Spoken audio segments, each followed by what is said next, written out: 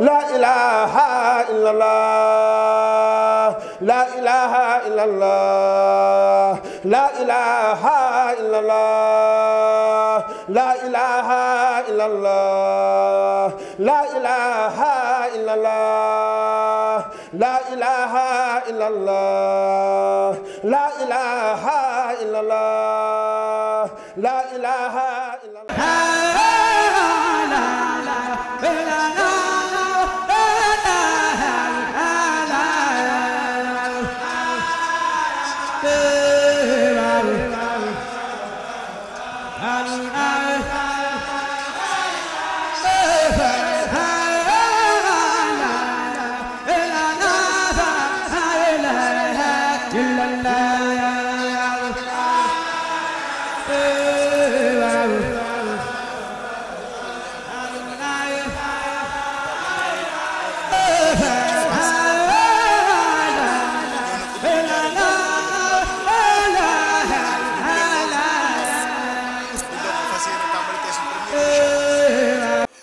maa ngi am mbégte contentement bu rëy jëf jël lañu wax jëf jël lañu wax loolu yi la maam Cheikh Ibrahima Fall doon wax moo tax émission bii nag mooy émission bi njëkk ci suñu télé bu bees bii nga xamante ne bii mooy télé Sénégal nekk fépp nag wër këpp ci àdduna bi bu soobee yàlla maa ngi France waaye nag di doomu njaareem di murit saadix waaye nag di sénégalais di jullit yaatal lool moo tax ñu daal di ubbi télé bi fii ci Sénégal muy seen télé di suñu télé di télé àdduna bi yëpp amul frontière moo tax na nag Bamba fépp Bamba partout ñëw fekkee fii nga xamante ne bii mooy ubbiteefu université bu mag boobu nga xam ne Serigne Touba daan na ko wax ci xasida yi daan wax naan suñ borom da koo teralee daara alxuraan yoo xamante ne bii maanaam li ñu naan temple du savoir nga xamante ne bii nit ñi fu ne lañ daan jógee ci àdduna bi di sàkku si xam-xam fii ak it di fi am xam-xam yu barkeel loolu nag bi ko Serigne Touba di wax ak léegi muy ay junni at waaye moom lu mu wax Mbàkke suñ borom def na ko ba noppi lam daan gis ñu ndaw ñu ko gis waaye bâtiment bii xam naa ne ba mu dàqee nii sax parce que yegg seegul lii lay door a tàmbali yéene ji nag nga xamante ne bi Serigne Mountakha moo amati ndam yoonu murit amati ndam ah loolu nag tey lañ am tawféexu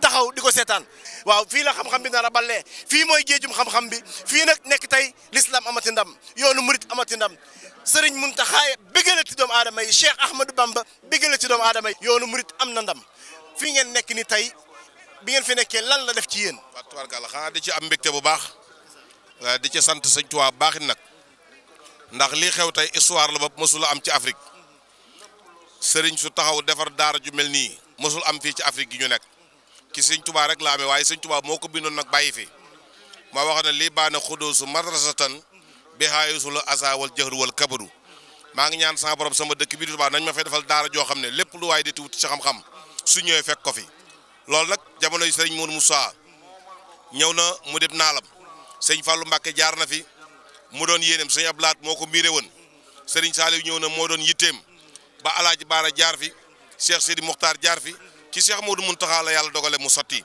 tey mu mel nii ci àdduna nga xam ne njariñul jullit yëpp la kon noo nga ñaan yàlla na ko rappal ak jàmm ba yeneen topp ca seen télé bi sun borom doog bokk mu bokk ci média yi gën a kawe ci barki Cheikhul Khadim l'islam daal amati na ndam yoonu murit amati na ndam Baye Fall kon noo ngi sant bu baax nag. ma yëg ne yow nga bokk ci jàngkat xasida yi nga xamante ne bi dañ leen di bëggee ñu bëggoon a xam yaay kan te nga defal ñu tuuti rek mandaas ñu santee ko. waaw ñun ñoo doon jàngal Serigne Salim Mbacke xasaay di ànd ak sunu wóolare bi di Serif Assane Sène ak Abdou Diom ak Serigne Fallou Mële ñëwoon ci bis bi kon danañ jëkkati ay bayit ñaane ko nag Cheikh Modou Mountakha yàgg fi ci barke xasaay di waa Cheikh Abdou Khafor Diom xasaay Baye Fall biraasu man baara sani biraasu man yubaarisul muntaqimal baari saman isa talabtu min ilahi jalaba wa in saraftu bi ilahi salaba subhana rabbika rabbil izzati amma yasifuna wa salaamun alal mursalina walhamdulillahi rabbil alamin jërëjëf kon ñu àgg ci ko baax ki jëriñu jëf jël soo ma ko doon wax loo ma ciy wax.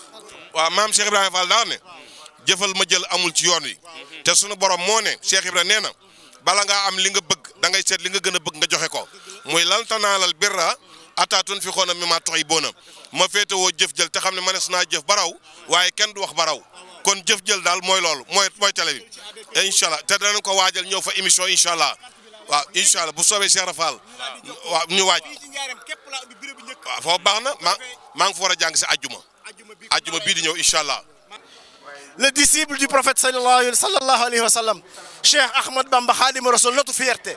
C'est lui qui a fait la différence.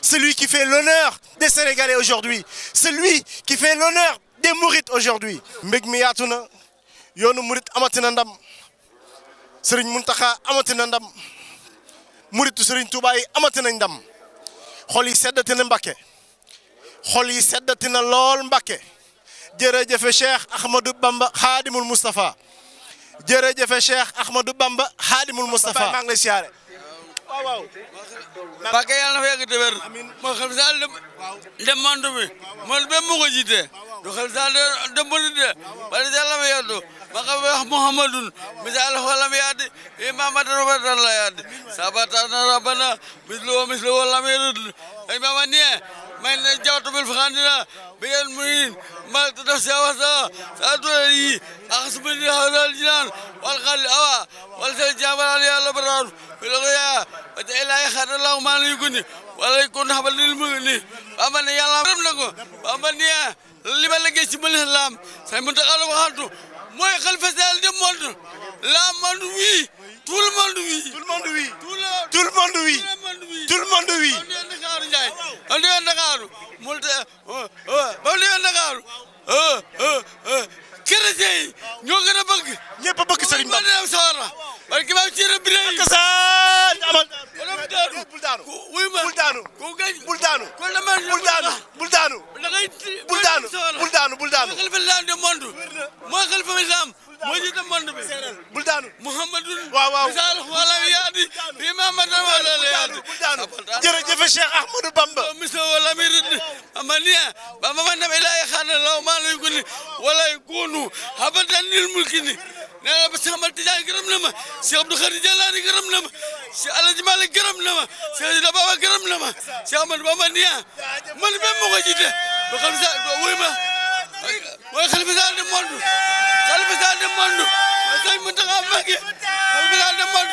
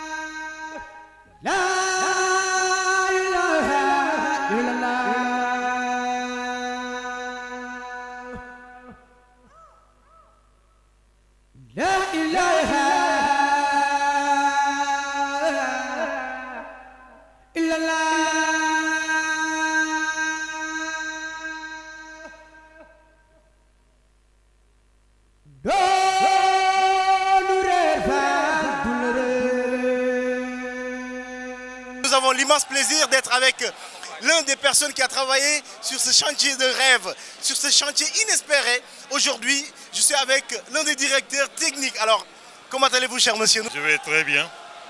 Alhamdulillah. Qu'est-ce que ça vous fait d'avoir cet honneur et de travailler sur ce projet-là? Je commencerai par rendre grâce à Dieu et remercier Serigne Touba Khadim Rassoul, remercier profondément Serigne Mountakha et puis aussi remercier tous ceux avec qui on a travaillé ces derniers mois pour en arriver là.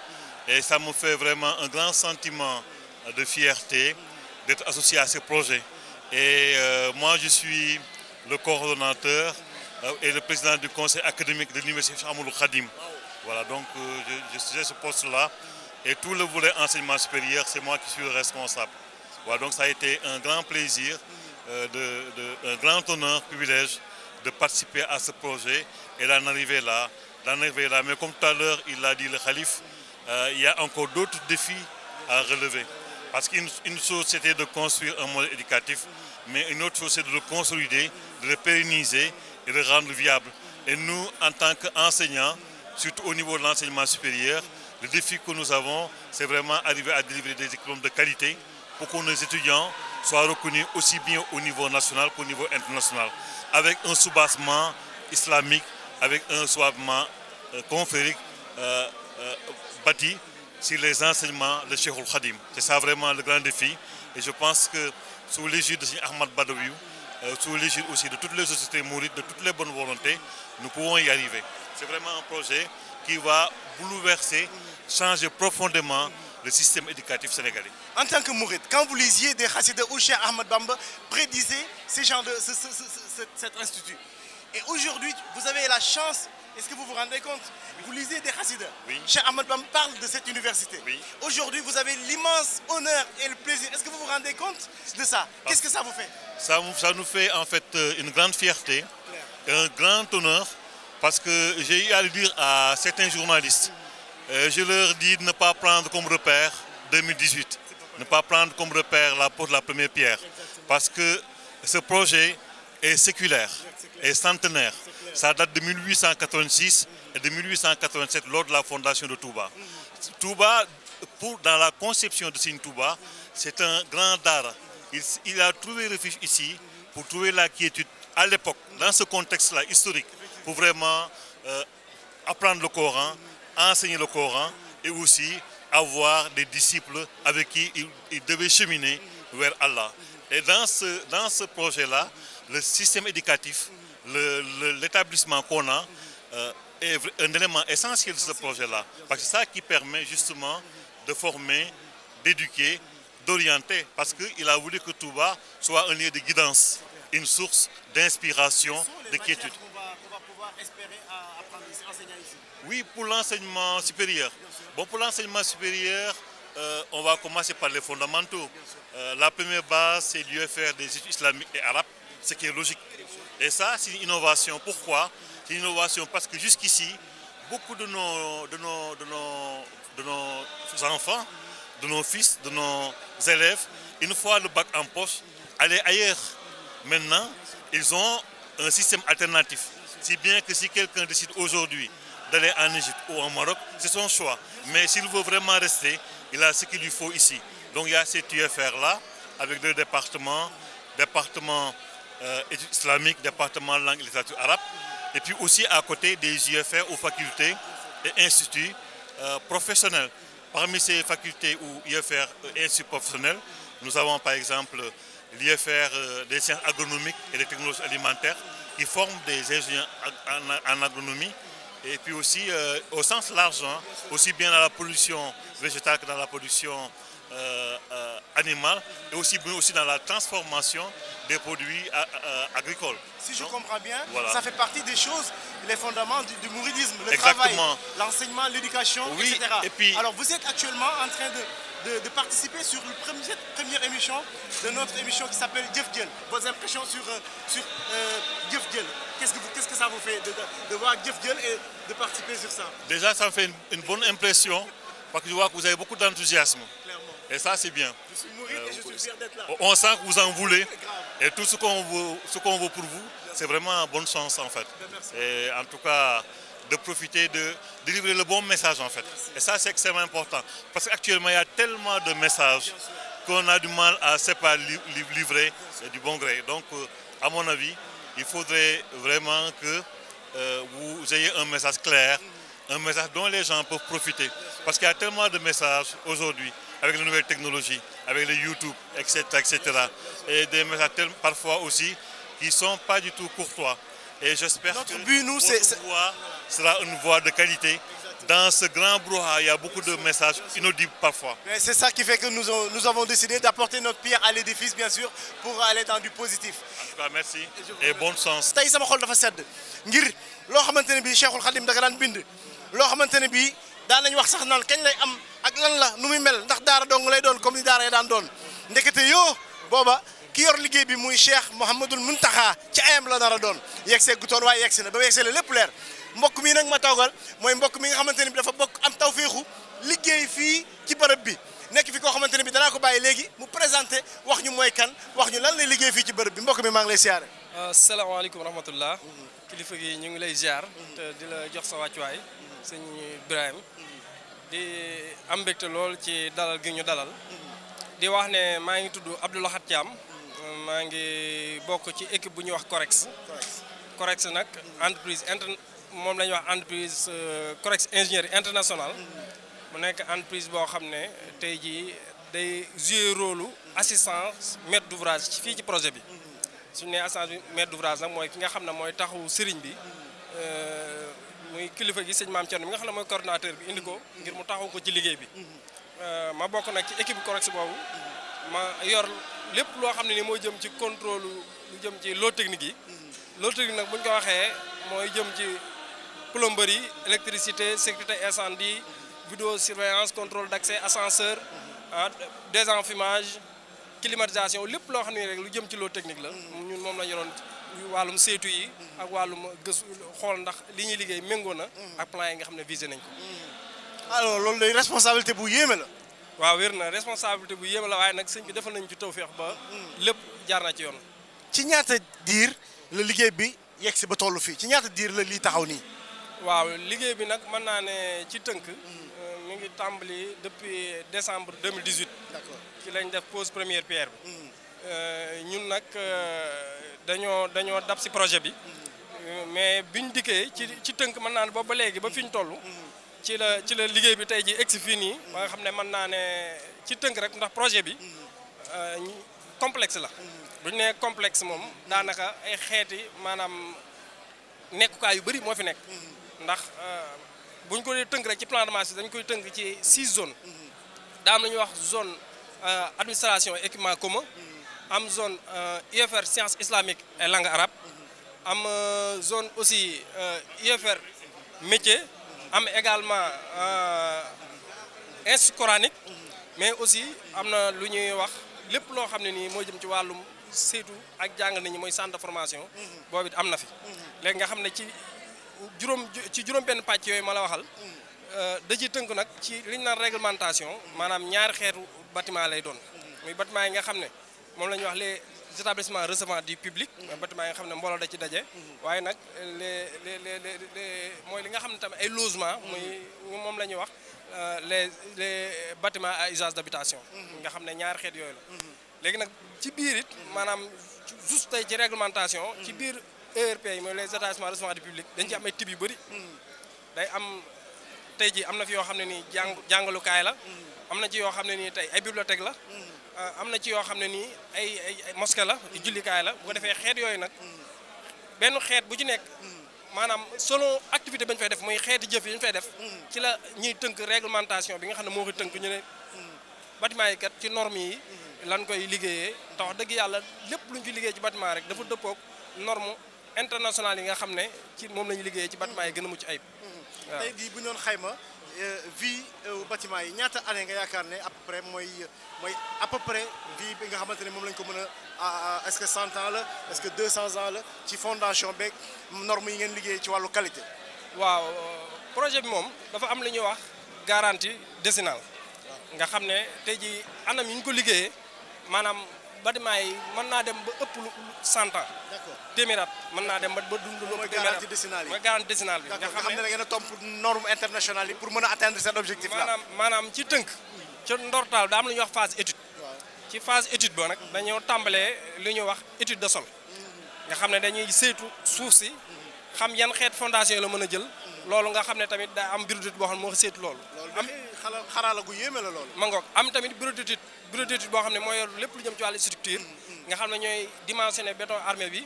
ak lu ñu mel ne bu ñuy def fondation yi semelle yi yan xeetu semelle lay doon longrine yeeg ak poteaux yi war a jóge lépp lu jëm daal ci structure bi bureau d'étude da koy calculer.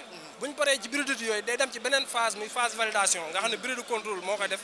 bureau de contrôle yi mooy saytuwaat li bureau d'étude bi étudier ba pare xool ndax méngoo na ak normes yi. ak ndax laaj na validation. léegi nag loolu la ñuy valider nag jox ñu plan yi ñun ñu nekk ci terrain bi loolu la ñuy contrôler muy méngoog li nga xam ne moom la entreprise yi liggéey.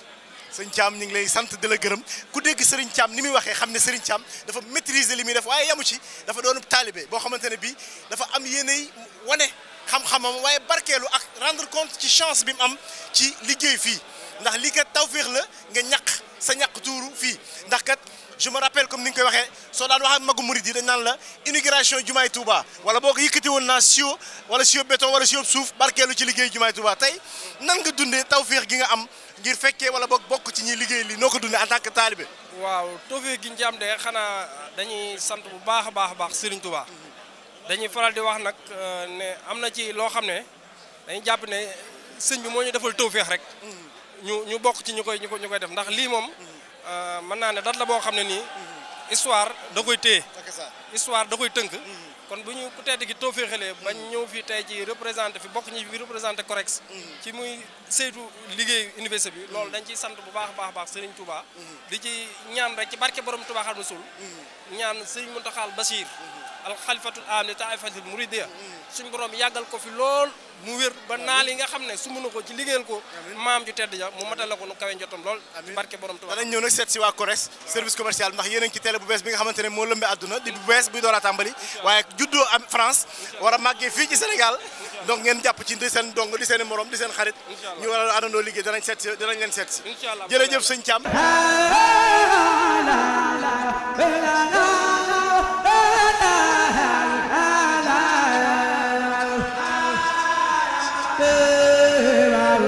mbokk yi lii lañ leen jëlale woon tey fii ci Touba di am sant ak contentement bu yaatu bu ñeel jëmale ci xalifa général des mourides ci jëfam juré ji moom day xam na loolu yi ñu naan jëf jël ngir nag jëf jël moom ci la mësa ne waaye nag jëfam ji tey daa rëy lool macha allah di sant tamit ñëpp ñi nga xamante ne bi seen ñaq tuuru na fii ci bërëb bu sell bi nga xam ne moom la Cheikh Ahmadou Bamba Khadimul Moustapha daan wax ci xasida yi muy bërëb bu xam-xam bi waaye tamit di sant tamit waajur yooyu yi nga xam ne am nañ tawféexu seen njaboot ñëw fi ngir jàng si alquranul karim waaye tamit jàng si xam-xam université bi nekk fierté ci yoonu murid waaye tamit nekk ndamul l'islam ñu koy sant suñ borom bu baax ci tawféex gi ñu am ñu nit fekkee ko ndax lii l'histoire retiendra comme ni ma ko waxee ci biir émission bi waaye tamit di sant képp koo xamante ne tey da ngaa bàyyi woon sa yitte ñëw teewee lii ñu ngi lay sant di la gërëm yéen it ñi toog te suñ mbokku téléspectateurs yi di seetaan émission bi ñu ngi leen di sant di leen gërëm di leen jox ci daje ci beneen émission incha allah boo xamante ne bi mi ngi ñëw muy jëf jël wala suñu yeneen programme yi suivez nous sur les réseaux sociaux aussi mën ngeen ñëw seetaan muy WhatsApp que muy YouTube que muy Facebook wala bokk ci yeneen xarala yi yu bees yi jumtukaay yu ndaw yu bees yi ñu ngi leen ci xaar waaye tamit di leen wax ne leen mën ngeen ñoo jot ci numéro yooyu doon affiché sànq ba léegi ak tamit di leen jox programme ngeen continuer ak ñun ci suñu yeneen émission la ilaha illallah la ilaha illallah la ilaha illallah la ilaha illallah la ilaha illallah la ilaha illallah la ilaha illallah la ilaha